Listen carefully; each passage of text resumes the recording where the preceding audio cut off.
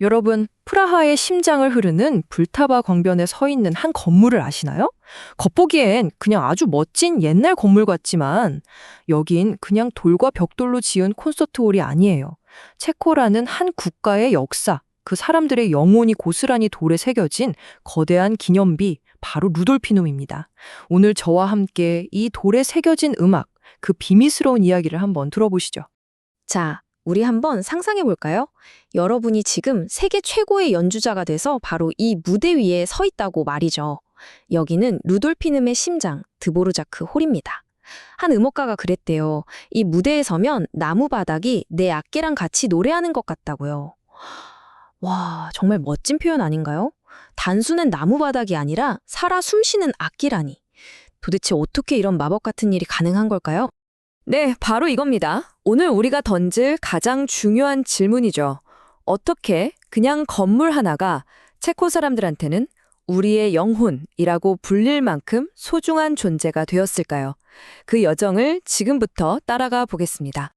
자, 그럼 먼저 그 소리의 심장부로 들어가 보죠. 모든 것이 시작되는 곳, 바로 무대 위입니다.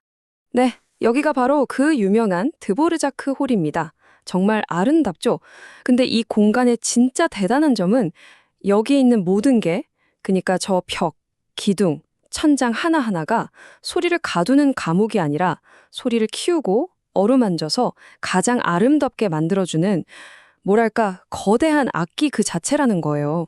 그럼 이렇게 위대한 악기는 도대체 누가 만들었을까요?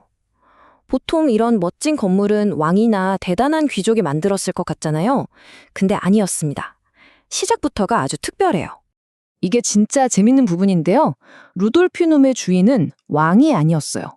바로 시민들이었죠. 보헤미아 저축은행이 창립 50주년을 기념해서 우리 시민들을 위한 예술의 집을 만들자 하고 이 엄청난 프로젝트를 시작한 거예요. 이건 그냥 건물 하나 짓는 게 아니라 예술은 우리 모두의 것이라는, 당시로서는 정말 대단한 선언이었던 셈이죠. 그리고 그런 정신은 건물 겉모습에서도 딱 느껴져요. 루돌피눔을 딱 보면 어떠세요? 꼭 무슨 고대 그리스 신전 같지 않나요? 이게 바로 신르네상스 양식인데 건물 자체가 예술은 신성하다 하고 외치는 것 같아요. 자, 조금 더 가까이 들여다볼까요? 저기 지붕 위를 보세요. 모차르트, 베토벤, 음악의 신들이 쭉 서서 우리를 내려다보는 것 같죠? 입구에는 스핑크스랑 사자상이 떡 버티고 있고요. 이 모든 장식 하나하나가 그냥 예쁘라고 있는 게 아니에요. 여기는 음악을 위한 성스러운 공간이다라는 걸 온몸으로 보여주는 거죠. 건축으로 쓴 시, 뭐 그런 느낌이랄까요? 하지만 이렇게 아름답기만 했던 예술의 신전에도 정말 혹독한 시련이 찾아옵니다. 지금부터는 루돌피눔이 겪었던 가장 어둡고 또 가장 드라마틱한 이야기 속으로 들어가 볼게요. 이 타임라인을 보시면 와, 진짜 기구한 운명이죠. 1885년에 화려하게 예술가의 집으로 문을 열었다가 나라가 독립하니까 이번엔 국회의사당이 돼요. 그러다 나치가 쳐들어오면서 또 운명이 바뀌고 전쟁이 끝나고 나서야 비로소 제자리로 돌아와서 체코 문화의 심장이 됩니다. 정말 한편의 영화 같죠? 이 변화 좀 보세요. 정말 극명한 차이죠? 원래 웅장한 파이프 오르간이 있던 자리에는 국회의장 연단이 들어섰어요. 음악의 풍성한 울림을 만들던 높은 천장은 연설이 또렷하게 들려야 하니까 답답하게 낮춰버렸고요. 아름다운 하모니가 울려 퍼지던 공간이 날선 토론과 논쟁이 오가는 정치의 장으로 완전히 다른 공간이 되어버린 거죠. 근데 여기서 정말 역사의 아이러니가 등장합니다. 체코를 점령한 나치가 보니까 이 건물이 자기네 독일계 건축가가 설계한 거거든요. 근데 감히 슬라브 민족이 국회로 쓴다? 이건 모독이라고 생각한 거예요. 그래서 정화시킨다면서 원래 용도인 콘서트홀로 다시 복원하라고 명령합니다. 참 기가 막히죠? 가장 끔찍한 압제자들의 손에 의해서 역설적이게도 루돌피눔이 자기 영혼을 되찾을 기회를 얻게 된 겁니다. 자, 그렇게 어두운 시기를 지난 루돌피눔은 다시 태어났습니다. 그럼 이제 그 전설적인 소리의 비밀은 도대체 뭔지 한번 과학적으로 파헤쳐 볼까요? 그 비밀의 핵심은 바로 슈박스, 신발 상자 디자인입니다. 이름이 좀 재밌죠?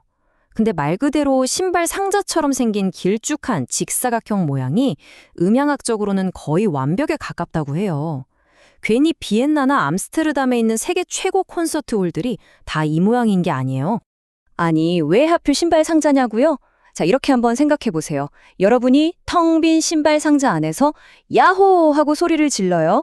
그럼 소리가 이쪽 벽, 저쪽 벽에 탁탁 고르게 부딪히면서 상자 안을 가득 채우겠죠? 근데 만약에 방 모양이 막 울퉁불퉁하고 이상하게 생겼으면 소리가 여기저기 부딪히다가 금방 힘을 잃고 사라져 버려요. 바로 이겁니다. 슈박스 디자인은 소리의 에너지를 꽉 붙잡아서 객석 구석구석까지 아주 밀도 높게 쫙 뿌려주는 거예요. 2.5초. 이 숫자가 바로 드보르자크 홀 소리의 핵심입니다. 이게 뭐냐면 잔향 시간이라는 건데요. 소리가 땅 하고 나고 나서 완전히 사라질 때까지 2.5초가 걸린다는 뜻이에요. 이게 왜 중요하냐면 특히 드보르자크 같은 웅장한 음악을 연주할 때 이 2.5초의 여운이 음과 음 사이를 아주 부드럽게 연결해줘요. 그래서 그 유명한 벨벳처럼 따뜻한 소리가 만들어지는 겁니다. 너무 짧아서 뚝 끊기지도 너무 길어서 웅웅거리며 뭉개지지도 않는 정말 완벽한 시간이죠. 그런데 여기서 끝이 아니에요. 위대한 홀은 과거에만 머무르지 않거든요. 바로 얼마 전인 2024년에 이 무대 자체가 완전히 새로 태어났습니다. 연주자들이 서 있는 저 무대 바닥을 30년 만에 싹 바꾼 건데요. 이건 그냥 낡아서 고친 수준이 아니에요. 자, 여기서 가장 중요한 게 뭐냐면요. 첼로나 더블 베이스 같은 악기는 끝에 뾰족한 핀이 있잖아요. 연주자들이 그걸 무대 바닥에 콕 박고 연주를 해요. 그럼 어떻게 될까요? 악기의 진동이 그대로 바닥으로 전해지는 거죠. 즉, 무대 바닥이 그냥 바닥이 아니라 악기의 울림통 역할을 하는 거예요. 이번에 5겹의 최고급 오크나무로 새로 만든 이 무대는 그 진동을 극대화해서 와, 진짜 무대 전체가 연주자와 함께 노래하고 숨쉬게 만든 겁니다. 아까 그 음악가가 했던 말, 이제 좀 이해가 되시죠? 이렇게 소리의 본질을 찾아 끊임없이 진화하는 동시에 루돌피놈은 또 다른 얼굴로 지금 이 시대와 소통하고 있습니다. 이번엔 음악이 아니라 눈으로 보는 예술이에요. 이 클래식한 건널 안에 그것도 한쪽 구석에 아주 현대적이고 때로는 파격적이기까지 한 심장이 쿵쾅거리고 있다는 사실 알고 계셨나요? 바로 루돌피눔 갤러리입니다. 여긴 좀 독특해요. 보통 미술관처럼 옛날 그림들을 모아두는 곳이 아니고요. 소장품이 아예 없어요. 대신 늘 새로운, 가장 실험적인 현대미술 전시만 여는 쿤스탈레라는 방식이죠. 한번 상상해보세요. 19세기에 지어진 고풍스러운 건물 안에서 21세기의 가장 도발적인 예술작품을 만나는 경험. 과거와 현재가 충돌하면서 만들어내는 그 에너지가 정말 대단합니다. 이런 게 말은 루돌피눔의 또 다른 매력이죠. 생각해보면 참 1896년에 바로 이 자리에서 위대한 작곡가 드보르자크가 직접 지휘봉을 잡고 체코 필하모닉의 첫 연주를 시작했거든요. 그리고 100년이 훌쩍 넘은 지금 바로 그 공간에서 가장 새로운 예술가들이 미래를 이야기하고 있는 거예요. 루돌피눔의 이야기는 박물관에 갇힌 과거가 아니라 지금 이 순간에도 계속해서 쓰이고 있는 살아있는 역사인 셈입니다. 그래서 마지막으로 이런 질문을 던지게 됩니다. 과연 건물이란 뭘까요? 그냥 비바람을 막아주는 공간에 불과할까요? 아니면 한 나라의 아픈 기억, 그리고 더 나은 미래를 향한 꿈까지 그 모든 걸 담아내는 거대한 그릇일까요?